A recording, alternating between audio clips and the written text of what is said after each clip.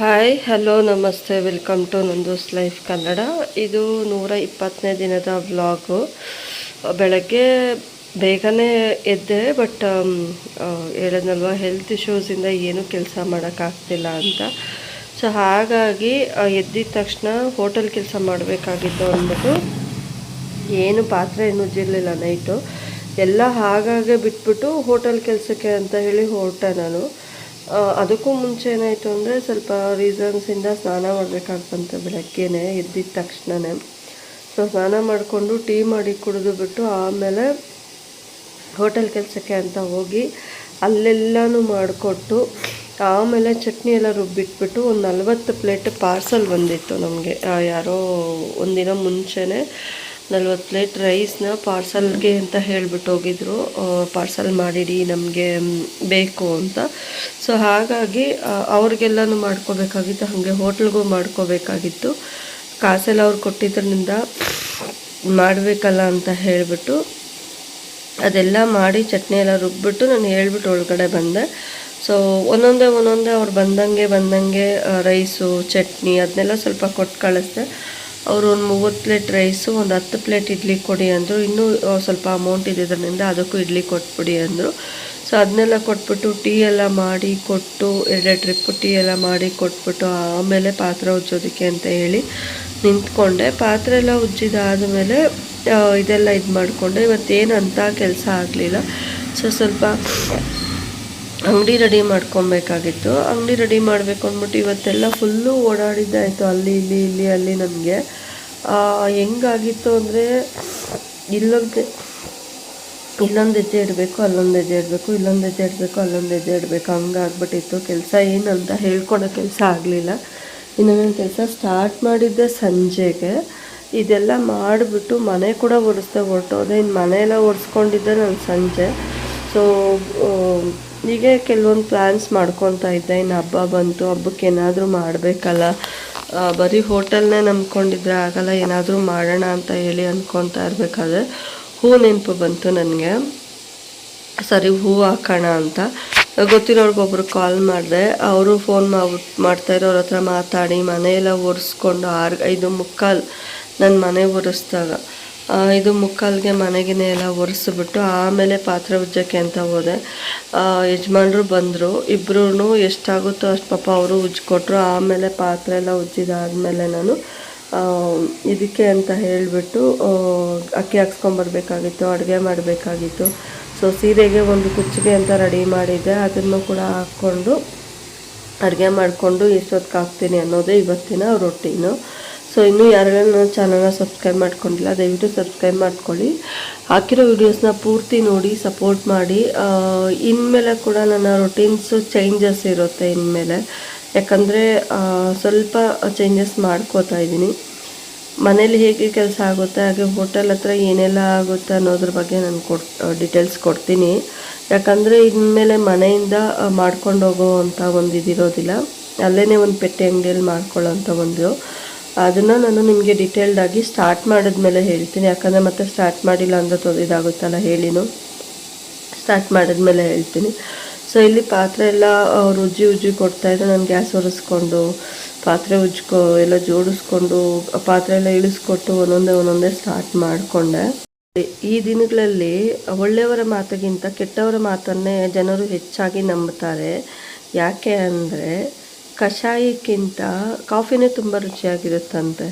ನಿಜನೇ ಅಲ್ವಾ? ಈಗ ನಾವು ಕಷಾಯ ಕುಡೀರಿ ಅಂದರೆ ಕುಡಿತೀರ, ನಾನೇ ಕುಡಿಯೋಲ್ಲ ಕಷಾಯದ. ಕಸರೆ ಅಪ್ಪ ಒಂಥರ ಇರುತ್ತೆ, ಸೇದಾಗಿರುತ್ತೆ. ಯಾರು ಕುಡಿತಾರೆ ಅದು ಆರೋಗ್ಯಕ್ಕೆ ತುಂಬ ಒಳ್ಳೆಯದು. ಕಾಫಿ ಟೀ ಅಂತೀರ ತುಂಬ ರುಚಿಯಾಗಿರುತ್ತೆ, ಬಟ್ ಅದು ಹೆಲ್ತ್ನ ಹಾಳು ಮಾಡುತ್ತೆ, ಅದು ನಮ್ಗೆ ಗೊತ್ತಿರುತ್ತೆ. ಬಟ್ ಆದರೂ ನಾವು ಅದೇ ಕೆಲಸ ಮಾಡ್ತೀವಿ. ಹಾಗೆಯೇ ನಮಗೆ ಒಳ್ಳೆಯದಕ್ಕೆ ಸ್ವಲ್ಪ ಜೋರಾಗಿ ಗದ್ರಿ ಬದ್ರಿ ಯಾರಾದರೂ ಏನಾದರೂ ಹೇಳಿದ್ರೆ ನಾವು ಅವ್ರ ಮಾತನ್ನು ಕೇಳಲ್ಲ.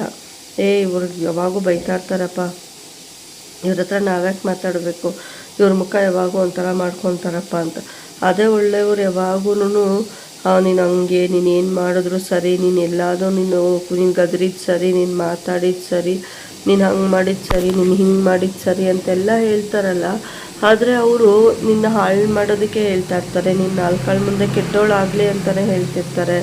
ಇಲ್ಲ ನಿನ್ನ ಅಲ್ಲಿ ಒಂದು ಬ್ಯಾಡಾಗಿ ತೋರಿಸ್ಬೇಕು ಅಂತಲೇ ನೋಡ್ತಾ ಇರ್ತಾರೆ. ಅದು ಯಾರಿಗೂ ಗೊತ್ತೇ ಆಗೋದಿಲ್ಲ. ಈವನ್ ನನಗೂ ಕೂಡ ಗೊತ್ತಾಗೋದಿಲ್ಲ ಅದು. ನಾವೇನಂದರೆ ಎಲ್ಲಿ ಸ್ವೀಟಾಗಿರುತ್ತೆ ಅಲ್ಲಿ ಹೋಗ್ತೀವಿ. ಇವಾಗ ನೋಡಿ, ಸಿಹಿ ಅಂದರೆ ನಾವು ಹಾಗಲಕಾಯಿನ ಜಾಸ್ತಿ ತಿನ್ನೋದೇ ಇಲ್ಲ, ಯಾಕಂದರೆ ಅದು ಆರೋಗ್ಯಕ್ಕೆ ತುಂಬ ಒಳ್ಳೆಯದು. ಅದೇ ಸ್ವೀಟ್ ನಾವು ಜನ ಮುಗಿಬಿದ್ದು ತಿಂತಾರೆ. ಆ ಸ್ವೀಟಿಂದ ಶುಗರ್ ಬರುತ್ತೆ, ವೆಯ್ಟ್ ಗೇನ್ ಆಗುತ್ತೆ, ಎಷ್ಟೊಂದು ಇದಿದೆ. ಆದರೆ ಕಹಿಯಿಂದ ಪಿತ್ತ ನಿವಾರಣೆ ಆಗುತ್ತೆ, ಬಾಡಿ ಸ್ವಲ್ಪ ಇದಾಗುತ್ತೆ, ವೆಯ್ಟ್ ಲಾಸ್ ಆಗುತ್ತೆ, ಇದೆಲ್ಲ ಗೊತ್ತು. ಬಟ್ ಆದರೂ ನಾವು ಕಹಿನ ತಿನ್ನೋದಕ್ಕೆ ಇಷ್ಟಪಡೋದಿಲ್ಲ. ಕಹಿ ನಮಗೆ ಬೇಕಾಗಿಲ್ಲ. ನಾವು ಹೀಗೆ ಅಲ್ವಾ. ಸೊ ಡಿಫ್ರೆನ್ಸ್ ನಮ್ಗೆ ಇಲ್ಲೇ ಗೊತ್ತಾಗುತ್ತೆ. ಒಂದು ಸಿಹಿ ಮಾತಲ್ಲಿ ಕಹಿಗೆ ಇಷ್ಟರಲ್ಲೇ ಗೊತ್ತಾಗುತ್ತೆ. ಸೊ ನಾವೇನು ಮಾಡ್ತೀವಿ ಅಂದರೆ ಹೆಚ್ಚಾಗಿ ಎಲ್ಲನೂ ಸ್ವೀಟ್ಗೆ ಅವಲಂಬಿತವಾಗಿರ್ತೀವಿ. ಜಾಸ್ತಿ ಸ್ವೀಟ್ಗೆ ಹತ್ರ ಹೋದಾಗ ಅಲ್ಲಿ ಆರೋಗ್ಯ ಕೆಡೋದು ಹೆಂಗೆ ಕೆಡುತ್ತೋ ಹಾಗೇ ಹೆಚ್ಚಾಗಿ ಒಳ್ಳೆಯದೇ ಯಾರೇ ಮಾತಾಡ್ತಾ ಇರ್ತಾರೋ, ಒಳ್ಳೆಯದು ನೀನು ಏನು ಮಾಡಿದ್ರು ರೈಟ್, ನೀನು ಹೆಂಗಿದ್ರು ರೈಟ್, ಓಕೆ, ನೀನು ಒಂದು ಹಳ್ಳದಲ್ಲಿ ಹೋಗ್ತಾ ಇದೆಯಾ, ಅಲ್ಲಿ ಮುಳುಗ್ತೀಯ ಅಂದರೆ ಹೋಗು ಚೆನ್ನಾಗಿದೆ, ಅಲ್ಲಿ ದಾರಿ ಚೆನ್ನಾಗಿದೆ, ಹೋಗು ಅಂತ ಹೇಳಿ ಕಳಿಸ್ತಾರೆ. ನಾನಿದ್ದೀನಿ, ನೀನು ಹೋಗು, ಅಲ್ಲಿ ಕೈ ಇಡು, ನೀನು ಅದ್ರೊಳಗಡೆ ಹೋಗು, ನಿನಗೇನೇ ಹೆಚ್ಚು ಕಮ್ಮಿ ಆದರೂ ನಾನು ಬರ್ತೀನಿ ಅಂತ. ಬಟ್ ನಾನು ಅದ್ರೊಳಗಡೆ ಹೋದ್ಮೇಲೆ ನನ್ನ ಬಂದು ಕೈ ಹಿಡ್ದೆತ್ತವ್ರು ಕೂಡ ಯಾರೂ ಇರೋದಿಲ್ಲ, ಬರೋದು ಕೂಡ ಇಲ್ಲ ಯಾರೂ ಅಲ್ಲಿ. ಹಾಗೆ ಇವಾಗ ಯಾರೋ ಒಬ್ರು ಸ್ವಲ್ಪ ಒಳ್ಳೇದು ನನಗೆ ಬಯಸೋರು ಬಂದರೆ, ಅಲ್ಲಿ ಹೋಗಬೇಡ, ಕಲ್ಲು ಮುಳ್ಳಿದೆ, ಅಲ್ಲಿ ಹೋಗಬೇಡ, ಮುಳುಗ್ತೀಯ, ನಿನ್ಗೆ ಹಂಗೆ ಅಪಾಯ ಇದೆ ಅಂತ ಹೇಳ್ತಾರೆ. ನಾವು ಅದನ್ನ ಕೇಳೋಕ್ಕೂ ರೆಡಿ ಇರೋದಿಲ್ಲ. ಎಲ್ಲ ತೊಳೆದ್ಬಿಟ್ಟು ಕೇಲ ಹಾಕ್ಸ್ಕೊಂಬರೋದಕ್ಕೆಲ್ಲನೂ ರೆಡಿ ಮಾಡಿಟ್ಬಿಟ್ಟು ಎಲ್ಲ ಒಂದೊಂದೇ ಕೆಲಸ ಮುಗಿಸ್ಕೊಂಡು ನಾನು ಆಮೇಲೆ ಒಳಗಡೆ ಹೋಗಿ ಅಕ್ಕಿ ಇಟ್ಬಿಟ್ಟು ಅಕ್ಕಿ ಹಾಕ್ಸ್ಕೊಂಬಂದು ಸಾಂಬಾರಿಗೆ ಇಟ್ಬಿಟ್ಟು ಹೋಗ್ಬಿಟ್ಟೆ. ಸಾಂಬಾರಿಗೆ ಬಂದು ಟೊಮೆಟೊ, ಬೇಳೆ, ಒಣಮೆಣ್ಸಿನ್ಕಾಯಿ, ಈರುಳ್ಳಿ, ಬೆಳ್ಳುಳ್ಳಿ ಹಾಕಿ ಇಟ್ಬಿಟ್ಟು ಕುಕ್ಕರೆಲ್ಲ ಕಡಿಮೆ ಇಟ್ಬಿಟ್ಟು ಅಕ್ಕಿಗೆ ನೀರು ಆಲ್ರೆಡಿ ಇಟ್ಬಿಟ್ಟು ಬಂದಿದ್ದೆ. ಒಳಗಡೆ ಅಕ್ಕಿ ಎಲ್ಲ ಹಾಕಿಬಿಟ್ಟು ಕಮ್ಮಿ ಮಾಡಿಟ್ಬಿಟ್ಟು ನಾನು ಅಕ್ಕಿ ಹಾಕ್ಸ್ಕೊಂಬಂದೆ. ಮಳೆ ಬೇರೆ ಬೀಳ್ತಿತ್ತು.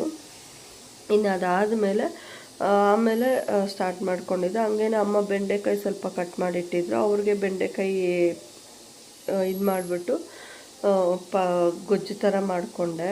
ರೂಮ್ ಒರೆಸಿದೆ, ಎಲ್ಲ ಕೆಲಸನೂ ಮುಗಿಸ್ಕೊಂಡು, ಎಷ್ಟು ಕೆಲಸ ಮುಗಿಸ್ಕೊಂಡು ಮುಸುರೆ ಬಟ್ಟೆ ಎಲ್ಲ ಒಗೆದುಬಿಟ್ಟು ನಾನು ಕೆಲಸ ಸ್ಟಾರ್ಟ್ ಮಾಡಿದ್ದು. ಇಲ್ಲಿ ಆಚೆ ಎಲ್ಲ ತೊಳೆದಿದ್ದು ಆದಮೇಲೆ ಸ್ಟ್ರೈಟ್ ಒಳಗಡೆನೇ ಹೋಗಿದ್ದು. ಸೊ ಎಷ್ಟಾಗುತ್ತೋ ಅಷ್ಟು ಕೆಲಸ ಮಾಡ್ಕೊತಾನೆ ಇದ್ದೆ. ವಿಪರೀತ ಅಲ್ಲಿ ನೋವು ಜಾಸ್ತಿ ಆಗಿತ್ತು. 15 ದಿನದಿಂದ ಅಲ್ಲೂ ಹಿಂಗೆ ನೋಡ್ತಿತ್ತು ಅಂದರೆ ಪ್ರಾಣ ಹೋಗಂಗೆ ಆಗ್ತಿತ್ತು. ಅಷ್ಟು ಅಲ್ಲೂ ಜಗ ಅಂತ ಇತ್ತು. ಅಲ್ಲೂ ಕಿವಿ ಎಲ್ಲ ಫುಲ್ಲಾಗಿ ಆಲ್ರೆಡಿ ಥಂಡಿಯಲ್ಲಿರೋದ್ರಿಂದ ಕೆಲಸಗಳೂ ಅದೇನೇ. ಸೊ ಕೆಲಸ ನೀರಲ್ಲೇ ಯಾವಾಗೂ ಮಾಡಬೇಕು, ತಲೆಗೆ ಸ್ನಾನ ಮಾಡಿರ್ತೀನಿ, ಮತ್ತು ಥಂಡಿಯಲ್ಲಿ ಓಡಾಡೋದು ಎಲ್ಲನೂ ಒಟ್ಟಿಗೆ. ಸೊ ಇನ್ನು ಇಲ್ಲಿ ಅಕ್ಕಿ ಇಟ್ಟಿದ್ದೆ, ಸಾಂಬಾರಿಗೆ ಇಟ್ಟಿದ್ದೆ, ಎಲ್ಲ ರೆಡಿ ಮಾಡಿಕೊಂಡೆ. ಬೆಂಡೆಕಾಯಿ ಎಲ್ಲ ಇಟ್ಬಿಟ್ಟು ಹುಳಿ ಸಾಂಬಾರು ಮಾಡಿ ಇಟ್ಟೆ. ಇಷ್ಟೇ ಇವತ್ತಿನ ರೊಟೀನು. ಹಾಗೆ ಕುಚ್ಚು ಕೂಡ ಹಾಕಿಬಿಟ್ಟು ಇನ್ನು ಟೊಮಟ, ಈರುಳ್ಳಿ ಎಲ್ಲ ಕಟ್ ಮಾಡಿಕೊಂಡು ಹುಣ್ಸೆಹಣ್ಣು ಸ್ವಲ್ಪ ನೆನೆಸಿ ಇಟ್ಕೊಂಡೆ. ಒಲೆ ಮೇಲೆ ಒಗ್ಗರಣೆಗೆ ಫಸ್ಟ್ ಈರುಳ್ಳಿ, ಟೊಮಟ ಎಲ್ಲ ಹಾಕಿಬಿಟ್ಟು ಆಮೇಲೆ ಬೆಂಡೆಕಾಯಿ ಹಾಕಿ ಚೆನ್ನಾಗಿ ಫ್ರೈ ಮಾಡಿ ಸ್ವಲ್ಪ ಸಾಂಬಾರು ಪುಡಿ ಹಾಕಿಬಿಟ್ಟು ಹುಳಿನ ಹಾಕಿಬಿಟ್ಟು ನೀರು ಹಾಕಿ ಚೆನ್ನಾಗಿ ಬೇಯಿಸ್ಕೊತೀನಿ, ಉಪ್ಪು ಹಾಕ್ಬಿಟ್ಟು. ಇಷ್ಟೇ ಹುಳಿ ಸಾಂಬಾರು. ಇನ್ನು ಟೊಮೆಟೊ ಸಾಂಬಾರು ನಾನು ಆಲ್ರೆಡಿ ಎಷ್ಟೋ ಸತಿ ತೋರಿಸಿದ್ದೀನಿ. ಟೊಮೆಟೊ, ಈರುಳ್ಳಿ, ಒಣಮೆಣ್ಸಿನ್ಕಾಯಿ, ಸ್ವಲ್ಪ ಜೀರಿಗೆ, ಉಪ್ಪು ಎಲ್ಲ ಹಾಕ್ಬಿಟ್ಟು ಚೆನ್ನಾಗಿ ಬೇಯಿಸಿರೋದನ್ನ ಮಿಕ್ಸಿ ಮಾಡಿಬಿಟ್ಟು ಒಗ್ಗರಣೆ ಕೊಟ್ಟರೆ ಸಾಂಬಾರು ರೆಡಿ. ರೊಟೀನ್ ಕೂಡ ಹೀಗೇ ಬೇಗ ಕೆಲಸನ ಸ್ಟಾರ್ಟ್ ಮಾಡಬೇಕು. ನೋವು ಸ್ಟಾರ್ಟ್ ಆಗಿರೋದ್ರಿಂದ, ವಿಪರೀತ ನೋವಿರೋದ್ರಿಂದ ಏನೂ ಮಾತಾಡೋಕ್ಕೂ ಆಗೋದಿಲ್ಲ. ಜಾಸ್ತಿ ಕಿವಿ ಸಿಕ್ಕಾಪಟ್ಟೆ ನೋವುತ್ತೆ. ಜಾಸ್ತಿ ಮಾತಾಡಿದಷ್ಟು ಹಲ್ಲು ಮಾತಾಡೋಕ್ಕಾಗೋದಿಲ್ಲ, ನೋವು ಜಾಸ್ತಿ ಆಗುತ್ತೆ ಅಂತ ಅಷ್ಟಕ್ಕಷ್ಟೇ. ಸೊ ದಯವಿಟ್ಟು ಇನ್ನೂ ಯಾರೆಲ್ಲ ಚಾನಲ್ನ ಸಬ್ಸ್ಕ್ರೈಬ್ ಮಾಡ್ಕೊಂಡಿಲ್ಲ, ದಯವಿಟ್ಟು ಸಬ್ಸ್ಕ್ರೈಬ್ ಮಾಡ್ಕೊಳ್ಳಿ ಅಂತ ರಿಕ್ವೆಸ್ಟ್ ಮಾಡಿ ಕೇಳ್ಕೊಳ್ತಾ ಇದ್ದೀನಿ. ದಯವಿಟ್ಟು ಪೂರ್ತಿ ವೀಡಿಯೋಸ್ನ ನೋಡಿ ಸಪೋರ್ಟ್ ಮಾಡಿ. ಸಾಂಬಾರ್ಗೆ ಒಗ್ಗರಣೆ ಹಾಕೋದಕ್ಕೆ ಅಂತ ಈರುಳ್ಳಿ ಕಟ್ ಮಾಡಿಕೊಂಡೆ. ಏನಾಗುತ್ತೆ ಅಂದರೆ ಕೆಲಸನ ಯಾವಾಗಂದು ಅವಾಗ ಮಾಡಿಕೊಂಡ್ರೆ ಪೆಂಡಿಂಗ್ ಇಟ್ಕೊಂಡಿದ್ದೀನಿ ಅಂದ್ರೆ ಜಾಸ್ತಿ ಆಗುತ್ತೆ. ಸೊ ಹಬ್ಬ ಬೇರೆ ಬರ್ತಾ ಇದೆ, ಕೆಲಸನೂ ಜಾಸ್ತಿನೇ ಇರುತ್ತೆ. ಮನೇನೂ ಕ್ಲೀನ್ ಮಾಡ್ಕೊಂಡಿರಲಿಲ್ಲ ಈ ಟೈಮು, ಏನೂ ಮಾಡಿಲ್ಲ. ಇನ್ನು ಬುಧವಾರ ಒಂದಿನ ಕೆಲಸ ಇರುತ್ತೆ. ಗುರುವಾರ ನನಗೆ ಸಂತೆ ಇರೋದ್ರಿಂದ ಗುರುವಾರ ಕೂಡ ಆಗೋದಿಲ್ಲ. ಸೊ ಇನ್ನು ಕುಚ್ಚು ಈ ಡಿಸೈನ್ ಹಾಕ್ಕೊಂಡೆ ನಾನು, ಸಿಂಪಲ್ಲಾಗೆ ಹಾಕ್ಕೊಂಡೆ ಸಾಕು ಅಂತ. ಇಷ್ಟೇ ಇವತ್ತಿನ ರೂಟೀನ್. ದಯವಿಟ್ಟು ಎಲ್ಲ ಚಾನಲ್ನ ಸಬ್ಸ್ಕ್ರೈಬ್ ಮಾಡ್ಕೊಂಡ್ರೆ ಸಬ್ಸ್ಕ್ರೈಬ್ ಮಾಡ್ಕೊಳ್ಳಿ ಅಂತ ಕೇಳ್ಕೊಳ್ತಾ ಈ ವ್ಲಾಗ್ ಮೇಲೆಗೆ ಮುಗಿಸ್ತಾ ಇದ್ದೀನಿ. Thank you so much.